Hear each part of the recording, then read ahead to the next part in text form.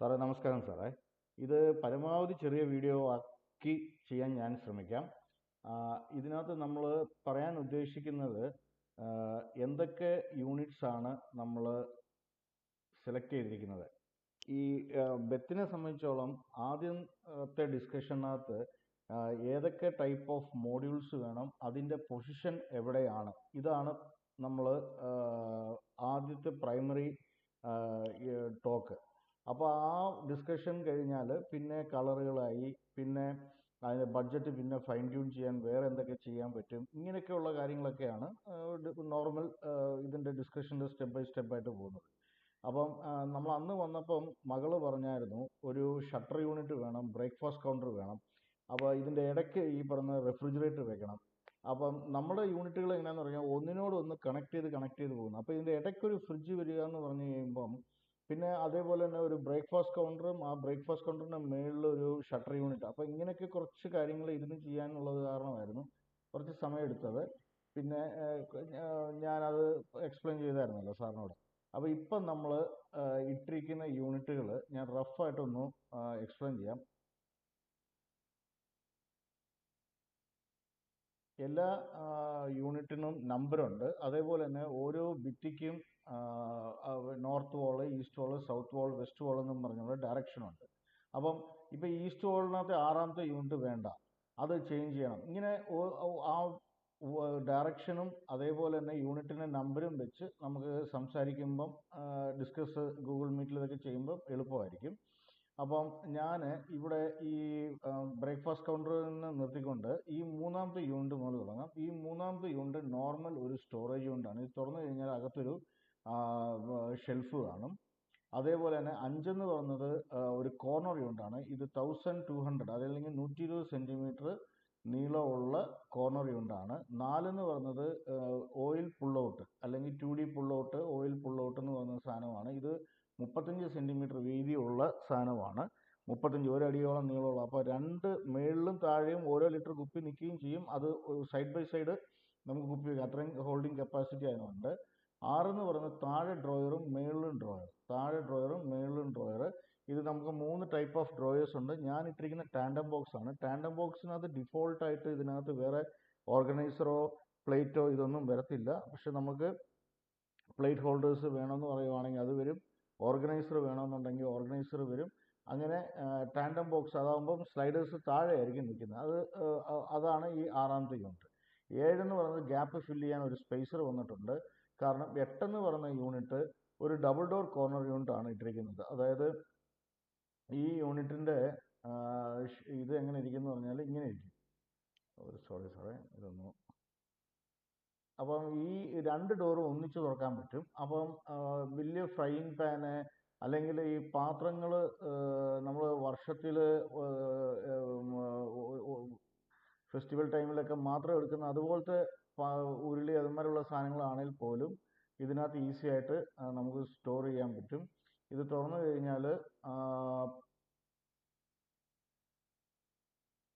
കഴിഞ്ഞാൽ double door corner unit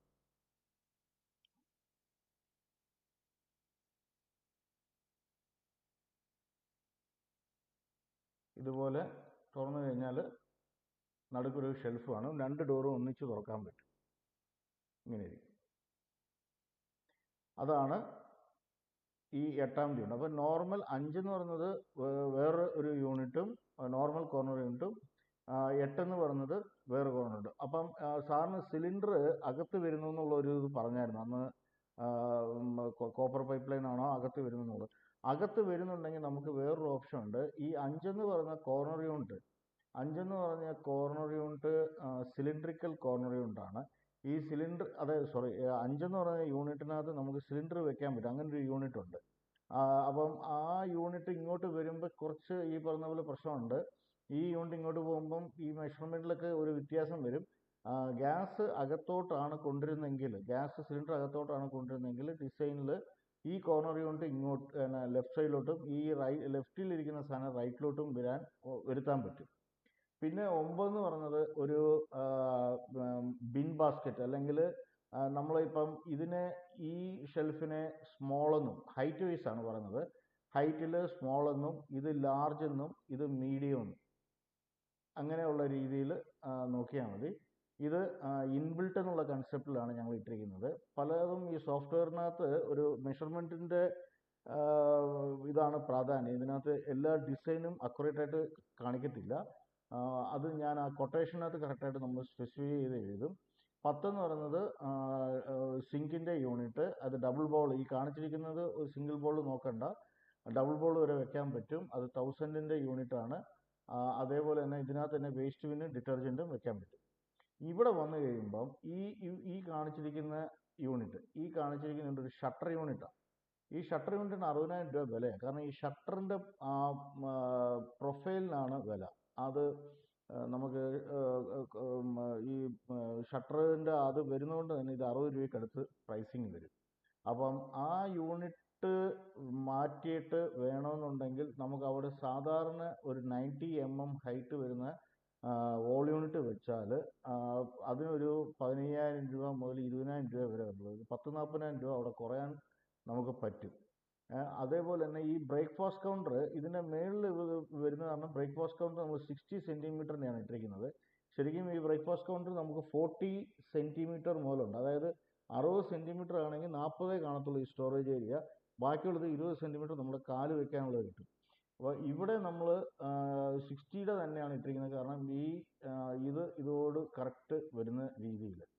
അപ്പം ഈ ഒന്നാമത്തെ യൂണിറ്റ് എന്ന് പറയുന്നത് ഒരു കോർണർ യൂണിറ്റാണ്. ഇതിൻ്റെ ഡോറ് ഈ ഒരു ഡോറേ കാണും. ഈ ഒരു ഡോർ, ഈ ഒരു ഡോറും 90 ഡിഗ്രിയിൽ വരുമ്പം ഇത് ഫ്രിഡ്ജിലോട്ട് കൊള്ളും. അങ്ങനെ ഒരു ഇതുണ്ട്. അതുകൊണ്ടാണ് ഈ പറഞ്ഞ പോലെ തന്നെ കുറച്ച് കോംപ്ലിക്കേഷൻ അവിടെ ഉണ്ട്. ഈ ഫ്രിഡ്ജ് ഇടയ്ക്ക് വന്നു കഴിയുമ്പോൾ ഉള്ളത്, ഫ്രിഡ്ജ് ഒരു എൻഡിലാണ് വരുന്നതെങ്കിൽ അത് വേറെ രീതി.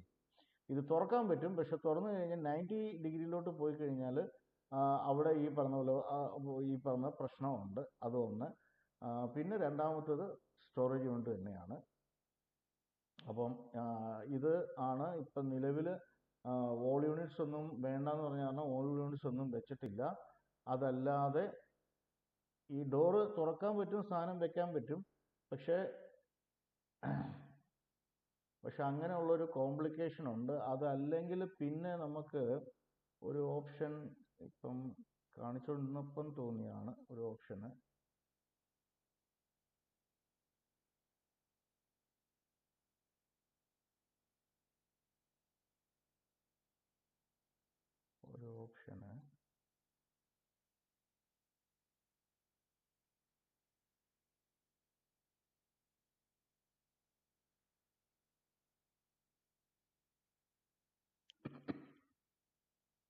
ഈ ഡബിൾ ഡോർ കോർണർ യൂണിറ്റ് തന്നെ അവിടെ ഒരെണ്ണം ഇട്ടാൽ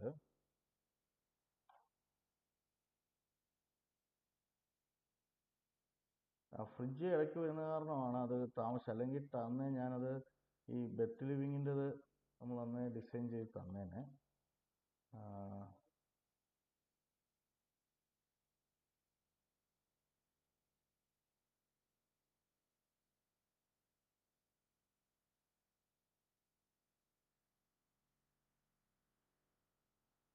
ഇങ്ങനെ വേണേൽ കൊണ്ടുവരാം സാറേ ആ കോർണർ യൂട്ടിലൈസേഷന്.